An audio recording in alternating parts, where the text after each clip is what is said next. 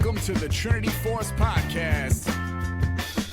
Yo, it's that Triforce cast beaming straight to your home. Grab a beer so we know Pone ain't drinking alone. Send an email, a quick tweet, just pick up the phone. Leave a message at the beep if you're a creep, watch your tone. Discuss the meta game, patch notes, whatever helps your stats most. Obi-Pone Kenobi is your last hope to snatch gold. So grab your headphones and join in the fun. We'll try and force in some jokes and some cringeworthy puns. Yo, we can make it together, people. Trinity Force Podcast. These boys are second to none. Now that's the end of the intro. It's time we begun.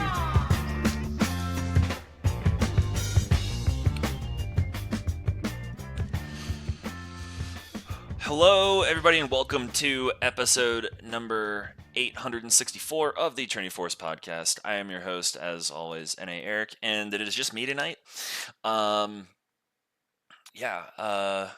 Goose's computer kind of shit the bed, so he wasn't able to make it.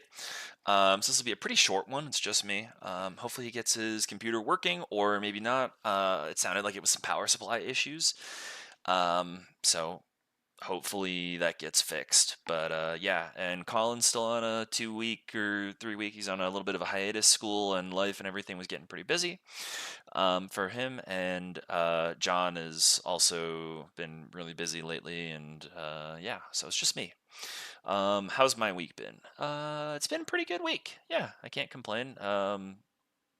Today's my birthday, recording on November 17th, so thank you everybody for the happy birthday wishes that came through. But I played some Topgolf today.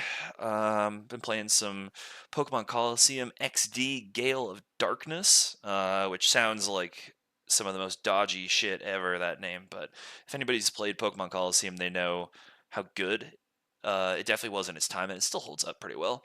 The sequel, very weird name, with XD Gale of Darkness, but it's also pretty good. Not as good as the original, but also pretty good. So yeah, I've been playing that. I don't know. I worked a lot this week. That's about it. So I just realized I forgot to start recording Audacity, so I guess I'm going to be ripping the audio from the YouTube and when I upload this. Okay, cool. So, this should be pretty quick. It's just me talking about Ambessa, because we have a new champion out, so we got to talk about it. Okay, so for people who don't know, basic TLDR on the lore, she is a Noxian house master, house leader, house madam maybe, I don't know, but I haven't watched any of Arcane's Act 2 yet, so she has lore there, but basically she's from Noxus. She is the head of this house where it's all about combat prowess and sacrifice and stuff like that, it seems like, from the lore. She's a pretty important figure in Noxus. That's about it, though. Like, there's not a ton of lore. Her lore is like 2 paragraphs, so yeah. What does she do? Well, let's read through her stuff. So she's melee. She's very much a diver. It's very hard for her to get her off of you if she is able to get onto you. I'm gonna move that a bit like that. It's pretty hard to get her off of you. I've played her in practice tool to get a feel for it. It feels kind of Silas-y is the best way that I could put it. But yeah, she's definitely got a really high skill cap because of, as we'll go through everything, some of her abilities, well, basically how to chain and combo her abilities with her passive and everything is definitely where the skill expression is with this champion. She doesn't have any AP scaling. She has no max health scalings, no lethality, nothing like that. She scales a little bit with lifesteal, and she scales with bonus AD. So me going Heartsteel was not a success. She is also an energy user. First one of those we've seen in quite a while. So yeah, but all right, let's go into it. So first off, her passive, Drakehound Step. So basically, during every single one of her abilities, inputting an attack or movement command causes her to dash. So it's the same way that Callista works with when you auto with Callista, you can right click mid auto and she'll jump that way. Ambessa does it after she casts every ability, regardless of if the ability hits somebody.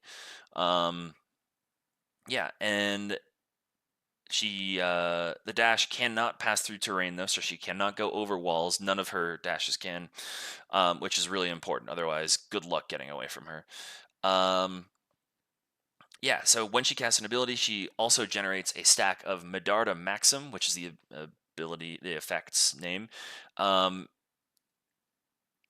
Basically, and then that refreshes with subsequent casts and stacks up to 3 times. Basic attacks consume 1 stack. So what it is her next basic auto that does damage is empowered, and it has an uncancelable windup like Vi E, Blitzcrank E, some other stuff.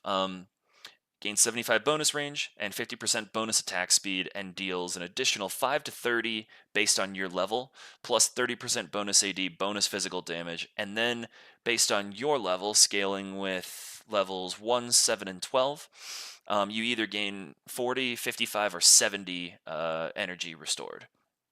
So the idea is you use an ability of hers, it dashes you towards them, you get an extra range and a faster auto, you auto for this, you get energy back. You use another ability, same thing, over and over and over and over again.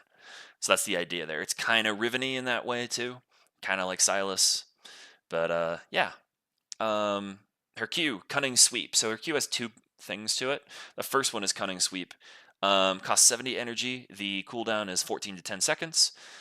And basically she enters a brief lockout, and then she slashes her. She has like these, think of like kind of iron knuckles, but straight up razors that she holds onto, and then she can like throw them out, and that's what she's hitting people with. It's like an axe attached to her fist. But she throws out what they call them are twin Drake Hounds in a cone at the target direction. It's like a Darius Q, but it's it's a semicircle. And it deals damage to everybody who's hit. No slowing, nothing like that. There's a slight area, and it's much thinner than Darius's Q, but there's like a slight area towards the exterior of the Q that if enemies are hit by that specific arc, the damage is doubled. So yeah, it does 20 to 60 damage, plus 30% bonus AD, plus 1 to 3%, and then that, so 1 to 3% of the target's max health. That max health ratio is further augmented by 1.5% of her bonus AD. So that's on the Q. If the Q hits at least one enemy, can be a minion, a monster, a champion, whatever, it doesn't matter, then she can cast the second half of her Q. It's worth noting against monsters, this Cunning Sweep that I just went through deals 125% bonus physical damage, and the damage based on their health ratio is capped at 1 to 300 based on level. It's to stop her from being able to, well, it's basically a jungle augment is what that is. I haven't even tried her in the jungle. But yeah, so the second half for Q though, it also costs 70 energy. She slams her twin Drake Hounds in a line in the target direction, dealing physical damage to enemies hit. The damage is doubled against the first enemy hit. Again, it's like a Silas Q. She basically slams them down. It's like he slams down the Q, but there's no second eruption. The physical damage on this is 25 to 75 plus 45% bonus AD. So the bonus AD is 15% higher. Also, the base damage is higher. And then there's also a plus 1 to 3% bonus damage of the target's max health. And then that bonus ratio is also further augmented by 2% per 100 bonus AD. So this is a bigger damage ability. It's easier to hit, quite frankly. It's longer range. It feels really nice to use. Yeah. So her W is Repudiation. It costs 70 energy. The cooldown is 18 to 14. She braces herself for up to 0.5 seconds, during which basically she slams the ground beneath her, dealing physical damage to all nearby enemies. The physical damage is 50 to 150 plus 50% bonus AD. She also shields herself For 85 to 350 based on level, you can plus 175% bonus AD. So the shield strength gets augmented by bonus AD again. This is a theme. If the shield mitigates any amount of damage taken from champions, large monsters, or turrets before Ambessa smashes the ground, so that's within a half second, the damage is increased by 50%. That increased physical damage is 75 to 225 plus 75% bonus AD. So that's a lot of damage on that, but you have to time it very well. Her E is Lacerate. Ambessa enters a brief lockout period and swings her weapons around her to deal physical damage to nearby enemies and slow them by 99% decaying over 1 second. So this is essentially a stun if you hit this ability. 40 the physical damage is 40 to 140 plus 40 to 80% bonus AD, and then since she swings both of them, that damage can be double. Not a ton else to go over with that, so we'll move on to her ult. Her ultimate has a passive and an active. So the public execution is the name of it. The cooldown is 130 to 100. It's got a 0.55 cast time, which thankfully, if you start to cast it and you get killed during the cast, you do get the cooldown refunded. I found that out and that's different than like Nico ult and some other ones. So. Okay, so passive. Ambessa gains armor pen and heals herself for a percentage of the post-mitigation damage she deals to enemies with her abilities. This healing is reduced to 25% against minions and 40% against monsters. So she gets 10 to 30% armor pen, just passively, and then she also gets 10 to 15% omnivamp. The omnivamp is further increased by 50% of her lifesteal as well, or plus 50% lifesteal. Okay, then the active. So she prepares to strike a line in a target direction. Think a really, really long Silas Q, and then blinks behind the farthest champion hit in the area and seizes them. She basically then takes them, she attaches to them, and then suppresses them for 0.75 seconds. And then it stuns them for 0.4 seconds after the suppression is over, and she lands right behind them, and it deals physical damage to them. This is a mix of a Silas Q and Vi Ultimate is the easiest way to think about it. Yeah. So the physical damage on it is 150 to 350 plus 80% bonus AD.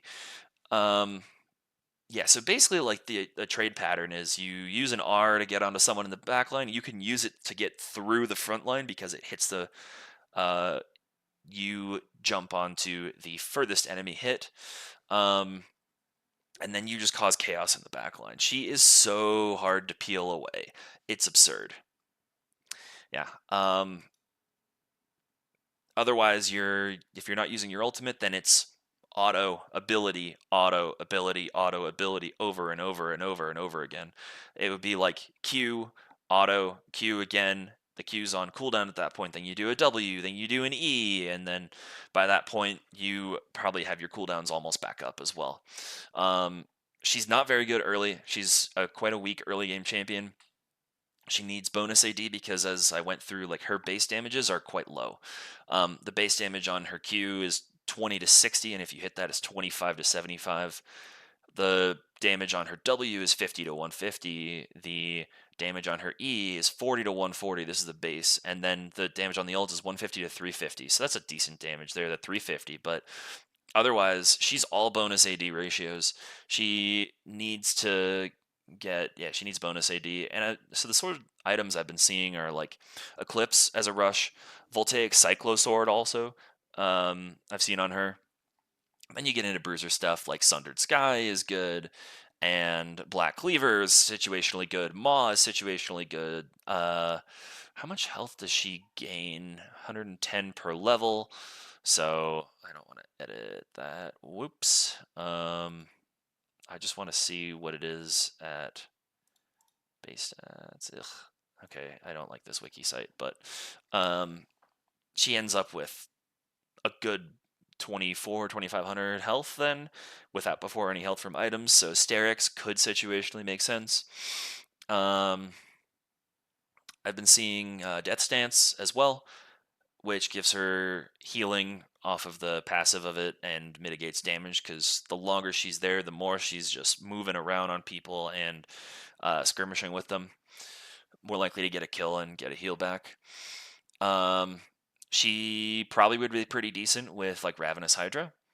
I don't think she's a lethality user, though. She doesn't have high enough damages, high enough ratios, or anything to one-shot people.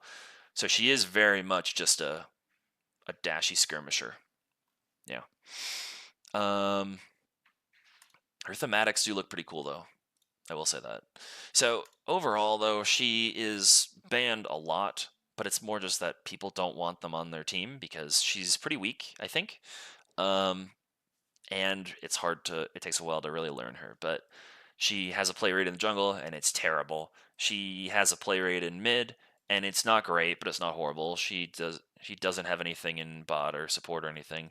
Her top lane play rate, it's pretty high. It's 10.6. That's by far the most common place she's played, and that's where she was designed around. But she still only has a 47% win rate. Some of that's people have to learn, but some of it's not. Some pretty bad matchups. Teemo would be pretty rough. Any AP mage would be pretty rough. Basically stuff like that can kind of keep her back, and maybe don't build a lot of total max health, so she doesn't benefit from that. Things that could kite around. I imagine Quinn would be pretty good. It's same sort of stuff that's good against any sort of skirmishy top laner. Apparently she loses really hard to Warwick, Zac, Pantheon. Well, I mean a lot of people, but she would also lose to your stronger earlier game bruisers and fighters. She's just weak early. Yeah, I also don't know how much of a pro play champion she'll be at this point, whenever that happens, which is a couple months away, but I don't think so. Yeah, I mean, I went through build wise. I think rune wise, she is Conquer all the way. You could go like PTA, I guess, or you could go Grasp. That would be okay. That would be about it, though. Like, I don't even see a reason to ever take Comet. I don't see a reason to take like First Strike. Maybe Phase Rush if you need to. That would be very weird, though. Trying to think, like, you don't want Aftershock because you don't have CC reliably on stuff. You don't really want Guardian. I don't know. Like, Fleet would maybe be okay. You don't want Lethal Tempo, though, unless you're going full tank and autoing, but you don't have the ability haste to do that. I don't know. She's kind of locked to Conqueror, which is totally fine. Yeah, I mean, there's not a lot to say about her. She's pretty underwhelming. We'll see where she's at in a bit when she gets some hot, and she's not going to get a hot fix. The patch has already been out for a few days, or a week or so actually. But like, yeah, she's just fine. She's also not buggy, which is really nice. She's not bugging out the game or anything. Yeah, thematically, it's very cool though. I think her voice actor did a fantastic job. The voice lines are good. The character feels pretty good to play as well. So they did a good design in they did a good job designing the actual champion and playing. Yeah, is she someone that I'm gonna be playing? No, not interested really at all. Maybe an ARAM from time to time, but not a Summoner's Rift champion for me. I have a feeling her play rate's going to be pretty low after she's no longer new. But yeah, I don't know. There's not a ton else to say. It's a hyped up character. I'm sure she's great in the show. I don't really care when there's one on the enemy team or my team. She's just kind of there. So, okay. Well, I guess I'll wrap up. This is a very short episode, so we'll bring you more Ambessa updates next week when we record. Yeah, hopefully I'll be able to have someone on with me. But thank you all for tuning in for this brief pod, and take it easy.